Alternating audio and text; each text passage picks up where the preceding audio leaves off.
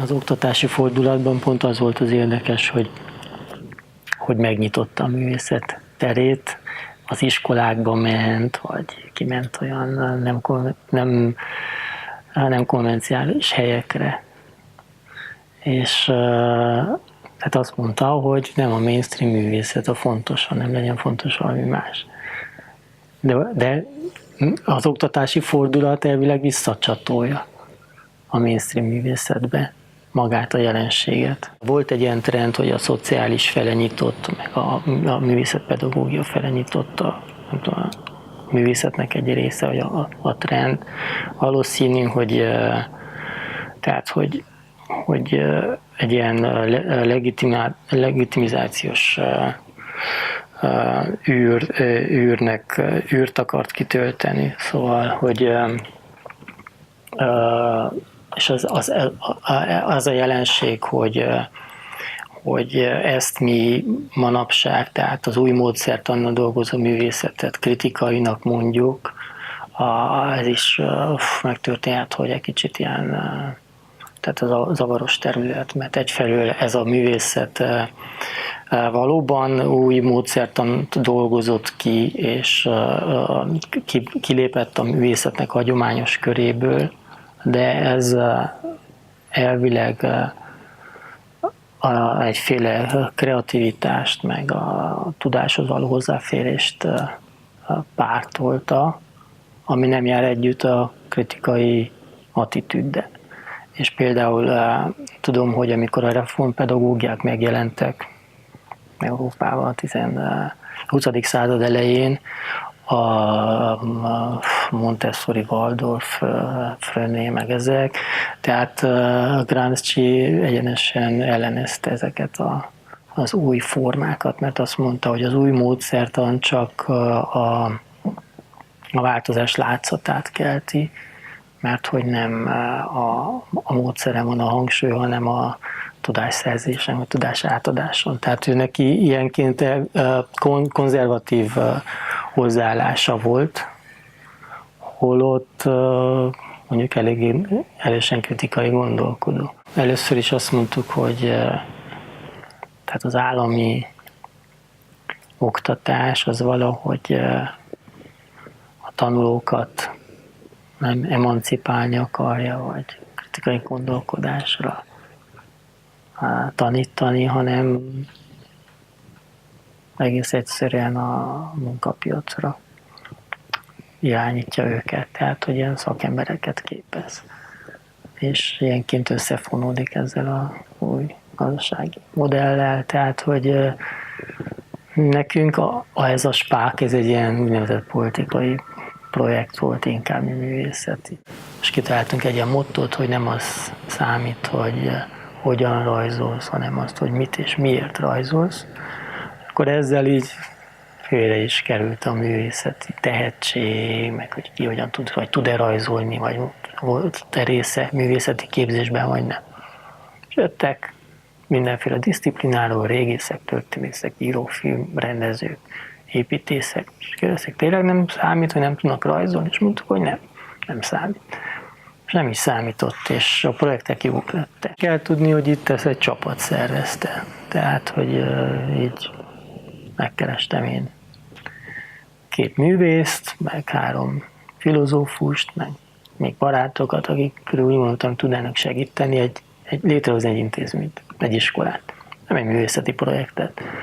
És kézzel-lábbal harcoltam az ellen, hogy ez egy művészeti projektnek legyen tekintve. Nem biztos, hogy sikerült, tehát azért sokan azért azt mondták, hogy ez egy jó projekt, kurátori projekt, és mivel a Protokoll Stúdiónak volt egy ilyen utódintézmény, azért nehéz volt onnan kivenni. Ilyenként próbált minél hagyományosabb lenni, szóval minél, tehát van iskolaszerűbb lenni, tehát merev. Ha késtél, akkor kellett várjál, tehát nem lehetett kibejárni az elején. Aztán ez mind elmúlt. Mert hát nem mindenki azért így gondolta. Tehát nekem fontos volt, hogy fontos lett volna, hogy meg lehessen különböztetni például egy workshoptól is. Tehát egy művész tart egy workshopot. Rég ezt workshopnak neveztük, ma már iskolának nevezzük, mert sok ilyen volt, hogy akkor nyári egyetem, meg és igazából 3 előadásból állt, vagy szemináriumból, máskor ezt másképp nevezték.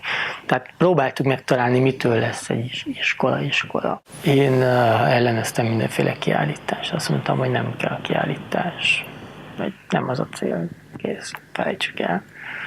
De többen, tehát kollégáim is, meg a diákok mondták, hogy azért jó lenne. És erős érv volt, hogy az a Vince Enikő, aki ilyen aktivista, romaktivista, meg akadémikus, meg tehát ő összehívott egy ilyen konferenciát Pataréten, ahol meghívott mindenféle előadókat földről, és azt mondták, hogy jó lenne, hogyha a mi projektjeink ott be lennének mutatva. És akkor volt egy ilyen, tehát ez ilyen felhívás volt, és akkor ezt elmondtuk a diákoknak, és ők akkor már így is dolgoztak, hogy lehet, hogy lesz belőle egy kiállítás. Ez a kiállítás olyan volt, hogy így volt egy ilyen 2 ilyen asztal, és akkor így letettük az asztal meg egy pár dolgot a falra, egy ilyen teljesen kiállítás idegen térbe, szóval ez ilyen házba volt, ami azt hiszem, hogy nem tudom, milyen templomnak használták valakik ott Pataréten, hogy az volt a cél, hogy ott legyen megszervezve a konferencia, tehát oda kicitáltak mindenkit, politikusokat, meg mondom, európai parlamentereket, és akkor ott így be volt mutatva, és hát észrevétlenül, tehát hogy így alig reagálták le, amikor leesett az asztal, akkor mindenki észrevette, meg voltak olyan projektek, amik bekerültek egy ilyen mappába. Na azt olvasgatták, tehát volt olyan, hogy egyenesen az ő ilyen dossziéba megkapta minden meghívott. Tehát akkor volt ez hát egy ilyen, hogy mondjam, egy olyan kiállítás, amit nem művészek láttak a patarétiek, de mivel ott volt az esemény, meg nagy elvárások, meg tömeg, ezt nem érzékelt szinte, tehát kevesen érzékelték, még ezt így látszott, ezt az ember tudja. És akkor, mikor indult ez a tranzitról, és megint jött a december 17-e, és kitaláltuk, hogy legyen az évforduló, hogy legyenek események, akkor volt egy vetítés a Városházán, tüntetés, egy bekötött vetítés, így az Városházára rávetített a képeket, volt egy ilyen konferencia megint, ahol meghívták a városvezetőket, meg az Amnesty International-t, embereket, és akkor azt mondtuk, legyen egy kiállítás is. Azaz legyen egy művészeti projekt, igazából ez így helyes. Minden projektünket betettük oda, készült még 2 szöveg, nagyon jó szövegek azok. Falra vetítettünk dokumentációs anyag, de hogy aki eljött és megnézte a kiállítást, az jó eséllyel megértette magát a problémát. Tehát, hogy én mindig láttam értelmét ez, hogy várjuk most kint vagy bent. Tehát nem az dönti el, hogy mi politikai, hogy hol van bemutatva.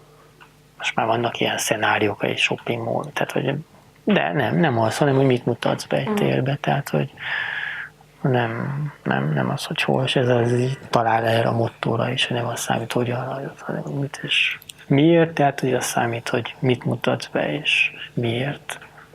Tehát meg kell válogatni, tehát nem kritikátlanul, nem azt mondom, hogy mindent be lehet mutatni bárhol, de nem az dönti el, hogy hol látod, hanem hogy mi az.